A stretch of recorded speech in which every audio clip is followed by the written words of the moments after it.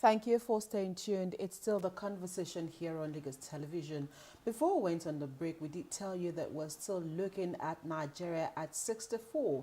And today, our focus will be on the economy. In the last 64 years, of course, Nigeria's economy remains a mix of complex potentials and challenges. And of course, what are some of the potential that the country has possessed in the last 64 years? What are some of the prospects? What are some of the challenges that the country is going through at the moment? And can we also make a projection into what the future holds for the Nigerian economy?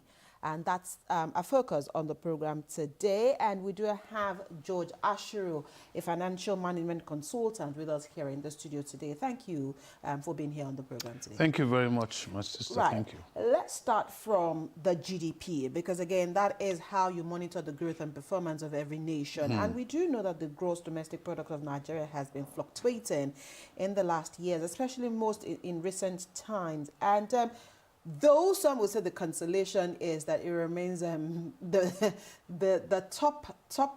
toppest in Africa, but it's still a concern for stakeholders such as yourself in the industry. So how would you rate the GDP of Nigeria coming from where we started to where we are today?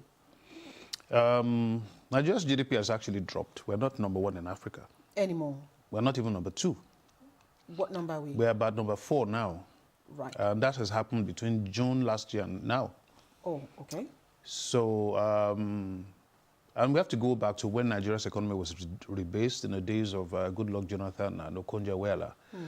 Our overall GDP was about $580 billion, which was what shot us to number one. And number 25 in the world. Bigger than most economies, even in Europe. And Lagos' economy was so big, it was number 5 in Africa, you know. And what has happened is that when your economy is built, is denominated in the dollar. Right. So the information we get is from the Naira equivalent, and then the translation into the dollar. So every time your exchange rate goes down, your GDP goes down. Affected.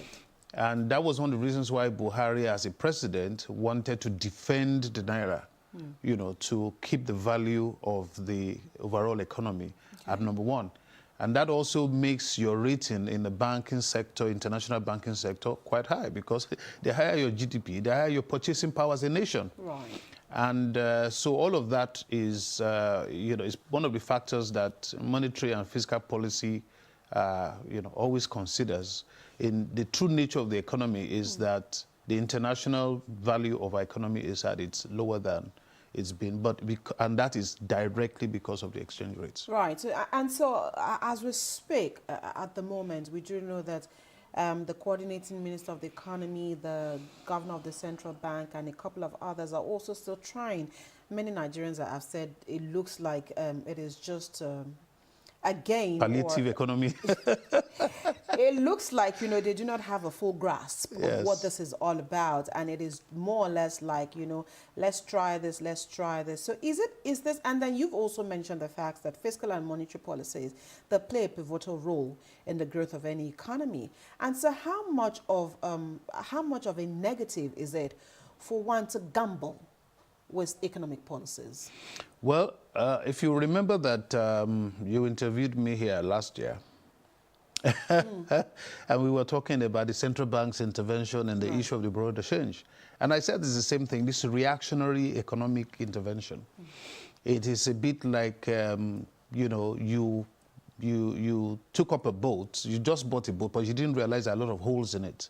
So instead of you embarking on your journey, you are still in the port fixing the holes. Just when you thought you were about to sail, you find another hole that you didn't know before. So I dare say for the next year and a half, there's going to be a lot of those kinds of holes that are being fixed. I mean, classic example is the issue of the fuel. You can see that the coming up of his refinery has allowed us to begin to see a lot of holes in the entire ecosystem of fuel distributions and the supply chain in the country. And so the government, unfortunately, has both inherited a terrible, a red ocean, so to speak. And on top of it all again, don't seem to have a coherent strategy, for how to attack it. And so it's reaction and reaction and reaction and reaction. And I think that is what is sending signals to the investors. Right. That, look, we don't know if you know what you're doing. Right. And so we don't even have confidence in investing until we see a direction that you are going. So what kind of economy matters. Oh, yes. I mean, what kind of economy do you want to? Even if you inherit a terrible economy, you can come with your own blueprint and say, look, this is what I want to achieve. This is the timeline to achieve it. These are my strategies. These are the issues I've met. I've done a personal analysis, a SWOT analysis, all the economic analysis, and I have decided to put a focus on manufacturing. I know that there are lots of issues with fuel. There's a lot of issue with this, that, but I've decided that I'm going to focus on steel. I'm going to focus on manufacturing. I'm going to focus on everything that is going to help the economy jumpstart as a productive and export economy. Right, because now we're imports There you go. dependent. So the moment you go in that direction, investments come to where you focus. The whole world knows that's what you want to do. They come there, like what China did over 30, 40 years. They decided they're going to start exporting cheap products, good quality products, not the best quality. And they did, and they pushed these products out onto the entire world. And then now what has happened is that they now have monopoly on almost everything. Right. So I think the signal the government is sending is that it is still not sure, exactly how to deal with the baby that it has inherited from somebody else. Oil dependency is still one area that we are also yet to, because we've been talking about diversifying the Nigerian economy from God knows how long, and then we're still there. But it's obvious that all our economy is still neck deep in oil dependency, and then agriculture is there. You spoke about manufacturing and all of that. And so how do we get out of this situation where we still depend largely on oil, and we need to start looking at diversifying? Government policies have been, drawn many years. We need to diversify. It's becoming more of a cliche. It's becoming more of just a mouth talk, and then we're not working towards this talk. Is it time that we get serious about really diversifying the Nigerian economy? Well, sure. I mean, if 90% of federal government revenue is based on export of crude, and then it's the federal government, then when it puts together a budget, is focused on the fact that I have guaranteed income. So let me just decide how to spend it. And so focus is on expenditure, and then buying and buying and buying, and no investment, no new investment. What you and I do when we get our salaries is that we decide that we're going to move a certain amount of the money we receive in a different kind of venture, so that we can have 2-3 streams of income. That's how we survive. Government doesn't think like that. Government is interested in setting up a budget of what it wants to do, OPEX, CAPEX, and then decided that since we're going to get 90% of our revenue from oil, we'll just use it here. We borrow the rest, and that's the end. If you want to diversify, you have to say, how much money am I going to make from my main source of income? How much of it am I going to move into manufacturing? How much into agriculture? How much, not simply operating expenses, new investments. Solar energy is an opportunity for Nigeria, all right? Windmill energy in the north is very critical. So why are we not pushing money there? Okay, are we going to send a signal that we no longer want to be importing finished goods? So that means we're going to invest in plastics, we're going to invest in metals, we're going to invest in all of the critical raw materials required to make manufacturing, something that our boys in Aba and all that can do. But again, we have the same issue that you don't signal a particular passion. You are focused on, let's just repeat the normal fixing of roads, doing bridges that already existed 50 years ago, and just round tripping. And you see, leadership vision has always been a challenge at the political class.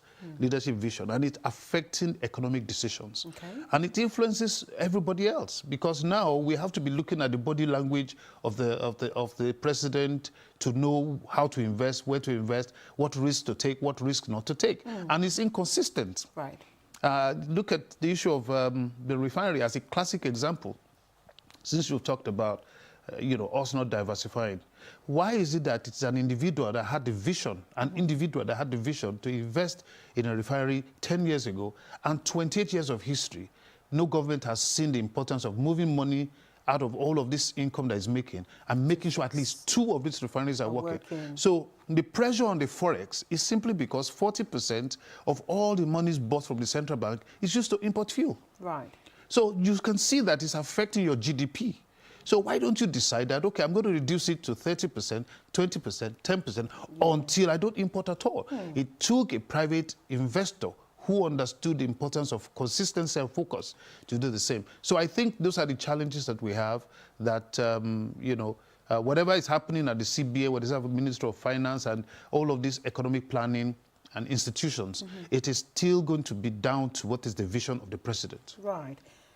Because earlier you mentioned monetary policy, and we cannot talk about that without mentioning inflation. At the moment, inflation is on all-time high. And of course, we still have the CBN raising interest rates, saying this could also help curb inflation.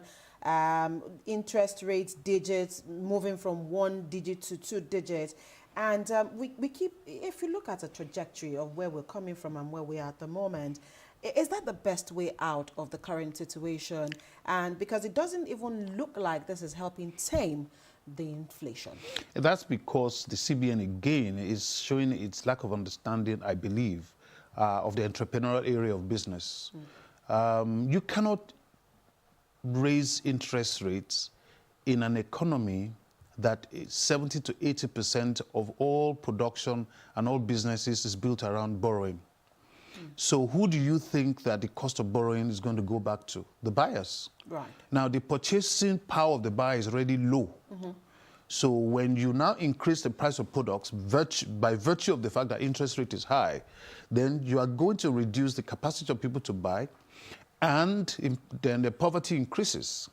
So you really are not solving a problem by increasing the interest rate. What you should be doing is the opposite. Now, from what I understand, the feeling is that there's pressure on the Naira because of people buying Forex. So let's just reduce the amount of Naira available. Let us reduce the Naira amount available. But you see, these people you're talking about who are buying all this Forex, they're probably 5% of the entire economy. Right. So you don't make an entire policy For around just a 5% or so of the big banks who are buying on behalf of the manufacturers, on behalf of the importers. What the government, I think, has done wrong in the area of inflation is to forget that the 3 critical things that creates inflation is the things that people need in order to be able to move goods and services. That is fuel. So manufacturing cost is high. Cost of moving your goods from the farm to the market is high. The cost of electricity has tripled. Right. So all of the things that are going to bring down inflation have multiplied. So now you say you don't want to subsidize, fair enough. However, one key part of it, the biggest part of it, is that if a refinery is now finally working, even if you did not want to subsidize that refinery until the price of fuel comes down gradually, until you no longer have to import at all. And if you do not import at all, then the pressure on the dollar is lower. So because the pressure on the dollar is lower, the price of all other goods automatically will come down by the same 20 to 30 to 40%. Then you deal with inflation. Right. Again, like we used to say, common sense economics is not necessarily, it doesn't require policy. Yeah, I was just going to, and looking at the fact that year in, year out, we've heard promises from the NNPCL telling us that at least 2 of those refineries will work. Until now, I think December is the next date that we've been told that it will work. Does it look like it is a deliberate attempt not to allow these refineries work, because certain people may also be benefiting from all of these issues that we've talked about? That is there. I mean, difficult to prove. But one thing is very sure is that all refineries that we currently have, they have old technology. So it will cost more to maintain them. It's more difficult to get the parts required. So automatically, it's gotten to a time when we should scrap them. Okay. We should basically scrap them. We should have scrapped them a long time ago and used the money to build a new refinery. Right. So, but we haven't done that, and an individual has done that. Perfect. What I think the government should be doing is, number one, we did transparency with the operations of NNPC. I think NNPC by now should be PLC. Government can hold 50% of the shares, but it will encourage a certain amount of transparency. We will then they are a PLC already. PLC, no, They're limited. They're limited. Right. Limited is not PLC. They're limited. We need to be able to buy shares, and we all need to have a stake in it. And then these three critical investments of NNPC, as a company, you can then decide, okay, we're going to sell two or use the money to fix one. So if Dangote Refinery has a capacity of providing 100% of all the demands of Nigerian fuel, it tells us that the other three refineries are useless. So why don't we scrap them? So instead of wasting time putting $100 million a year on each of them for, in quote, turnaround maintenance that for 28 years has not turned around, then we might as well do what businesses do. When you have a plant that is not productive, you scrap it, you take the money, you move it somewhere else. Right. You know, that's why in management we have a principle called the BCG matrix. Boston Consulting Group has come up with this investment issues on portfolios. You will look at each of your product lines and find that this one, look, is an investment that's not going to yield me profit next 20 years. Okay. So why don't I just move that money on something that will give me a cash cow right now? I think those three refineries are what we now call dogs, in that context. There's no market growth.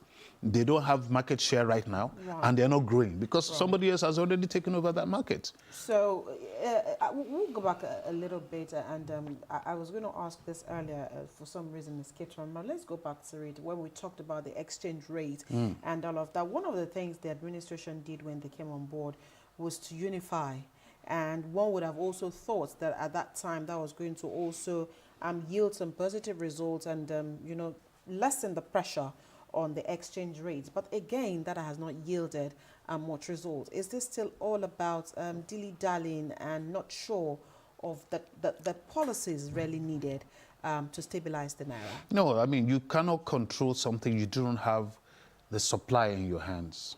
Okay. So when you liberalize, basically you are saying whoever has the dollar sell, whoever has the Naira buy. And so you lose control. So when you lose control, it becomes a buyer's market. So when it's a buyer's market, look at all the pressure on the dollar. You're spending 40% of all requests for dollars is to import fuel. That's already bad. And that's a consistent request every month for the foreseeable future until now. Then you now have all these foreign companies that want to expatriate their profits. They are ready to buy at any cost. So the folks like Emirates and all these international companies, now you've liberalized it. Okay, so they're going to go out there and whatever they have amassed in billions of Naira, they're going to use it to buy up all the dollar at whatever rate because they need their profits.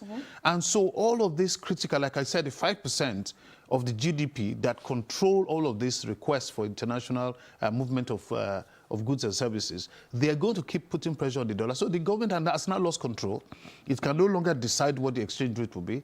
It's going to leave it until it stabilizes. It will not stabilize for as long as even you as a government, you are importing yourself one of the most critical areas of our economy, which is fuel, PMS. So I think that, again, what we have heard of recent times is that the pressure on the Naira will be reduced the moment we start buying locally produced fuel. Let us wait and see. October is a good date for that. We have been told before now and the end of... So, and you know what? If those two things happen, if, for example, the price of PMS comes down by 50%, inflation is going to come down automatically. Right. It will just come down. Manufacturing plants can manufacture cheaper. Small businesses can do businesses better. Movement of goods and services and people, the purchasing power parity will now be something more sustainable.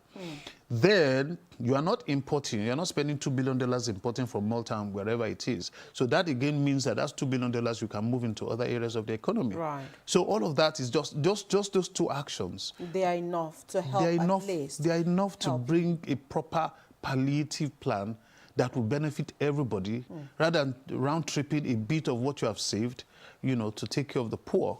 Right. If we look at the economy, then job creation and employment or unemployment, however we want to look at it, is also very key. And at the moment, Nigeria is doing so little. Of course, maybe if you look at tech, which right now is a sucker, especially for young people. But I'm just quickly going to go back to the president's speech on the 1st of October, where he said We are moving ahead with our fiscal policy reforms and to stimulate our productive capacity and create more jobs and prosperity. The Federal Executive Council approves the economic stabilization bills, which will now be transmitted to the National Assembly.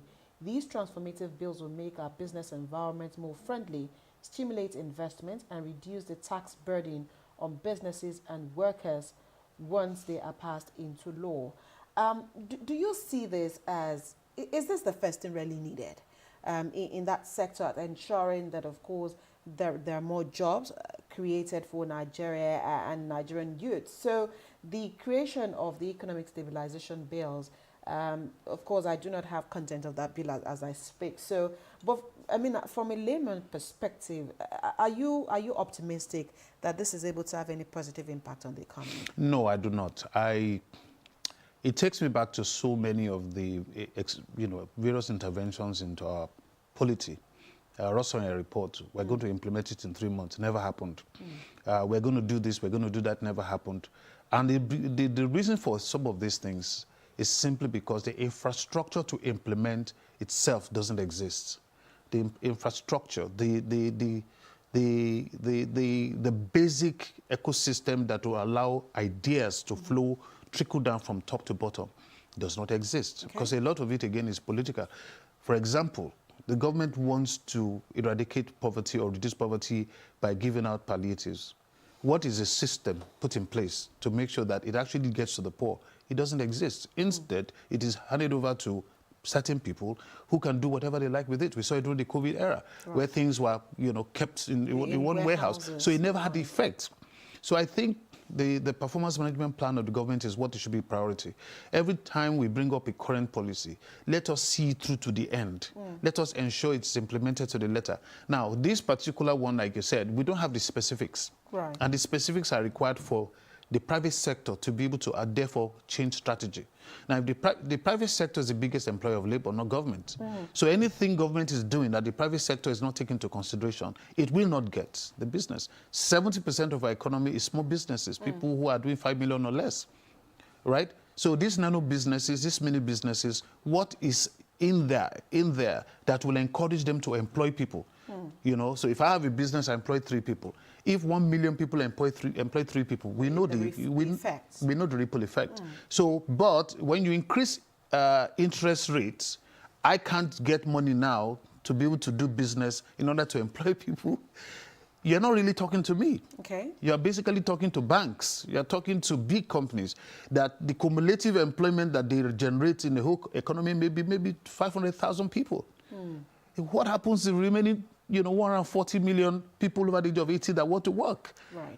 So I think that sometimes we make we come up with complex ideas, and what we really need are simple common sense ideas that can really, really, really work. Ask the average businessman, what are the 2 immediate policies of government that's going to help them make profit and therefore employ people? They will tell you, reduce the cost of transportation, reduce the cost of utilities. Right. Once those 2 come down, I will have enough money, not only to pay you taxes, but to employ more people. Right. So for as long as I'm paying more for electricity and then paying more for transportation, at the end of the day, my profit margin is so eroded, I can't expand. Now I want to borrow money. I have to pay more again. On the interests. So it's huge. Yeah, there you go. Huge. The debt profile is also one area that at the moment the country is grappling with, and it is significant. So I'm going to lump 2 questions into one. I know you mentioned this in passing earlier. Is it possible really for any country to survive without borrowing? No. I mean, America is the most leveraged country in the world. So it's okay to borrow? Yes, what you spend it on.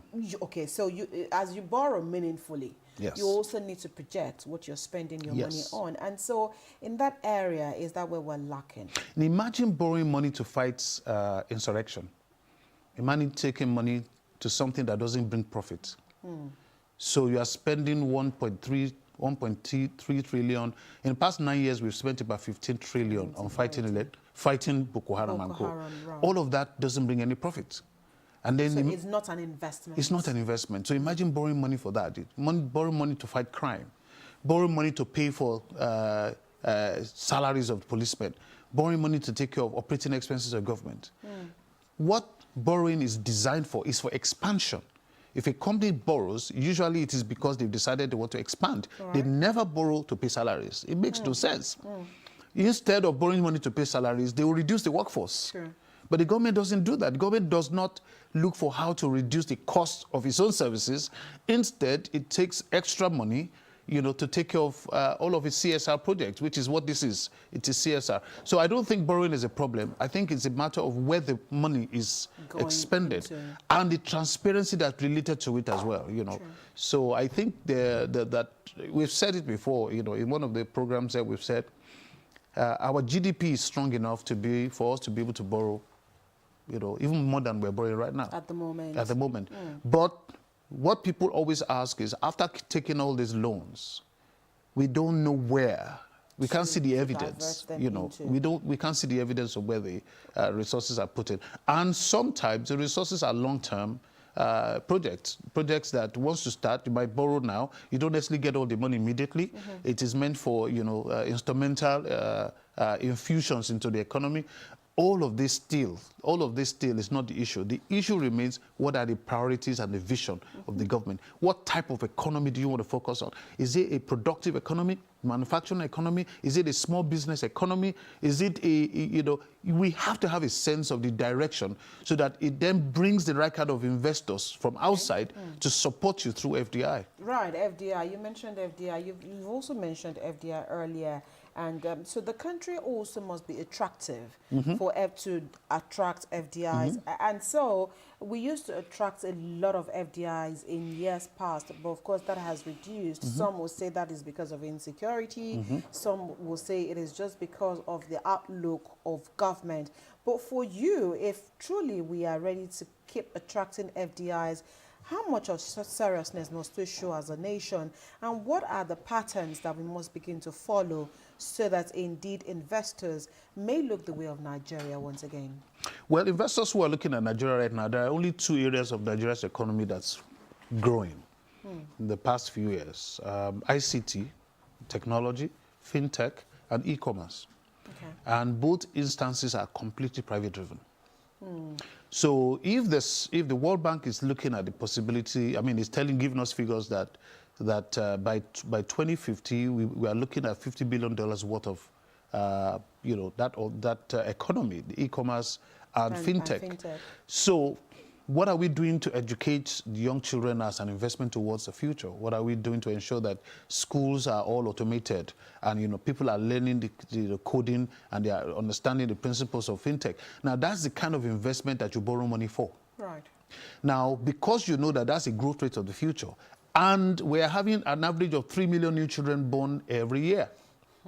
So in the not so distant future, you're going to feed more people. You're going to need to educate more people. You're going to need to get more people into universities. How many universities are we building now? Right. You know, so are we preparing therefore for the economy of the future? Are we preparing for the children, the workforce of the future? And then are we also preparing for the retirees of the future?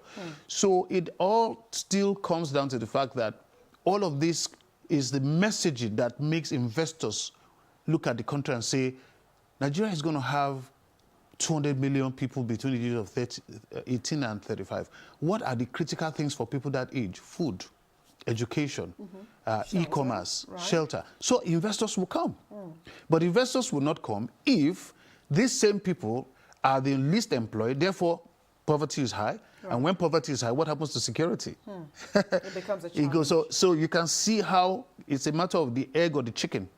If you don't fix issue of wealth creation, employment, and inflation, you're going to have insecurity. Yeah. You're then going to use the money you should have used to take care of economy to fix security. Right. That's just it. Every country that has a high GDP, their crime rate is extremely low. Singapore, Taiwan, Luxembourg, all those countries. Even Botswana has a far higher GDP than us, like 3 or 4 times. So the economy is very fragile, and some have also said perhaps we are where we are because of issues around corruption and governance. Can that also be corroborated? That is the problem. That is the problem. We're talking economy, so we're dancing around. I was hoping you would say no, that has nothing to do with it. Yeah, because then, people then say, oh, they have not politicized the conversation. The truth that all of us know is when you mismanage resources, it is corruption. When you have resources available to you for a purpose and it's not used for that purpose, or it is moved to another purpose, is mismanagement, and it's a form of corruption. And then there is outright corruption where you just don't do what you're supposed to do. So wastage is a cost to the people. So when you put people who are incompetent in power, it's a form of corruption. When you put people who are competent but who are corrupt, it is the root of what we're talking about. So whether we like it or not, but I like to use the word more in areas of mismanagement rather than corruption. Okay. I think that outright corruption is a bit difficult. Okay. Because one way or the other, you're going to get caught. Right. But mismanagement is something you can cover up. Yeah. You just did not have the competency. You didn't understand. You wasted a lot of resources. You built what was not necessary. You did not know how to prioritize. You did not know how to manage people. Okay. You did not know how to manage resources. And why does that come from? It's because we have an economy where people managing the economy are not as competent as is required. And we have a problem of thinking competency is certification. We think that the moment you're certified, but each of us that has gone to school can ask ourselves, how many practical skills did you learn when you were in school to be able to fix the problems we're going to face in the future? Okay.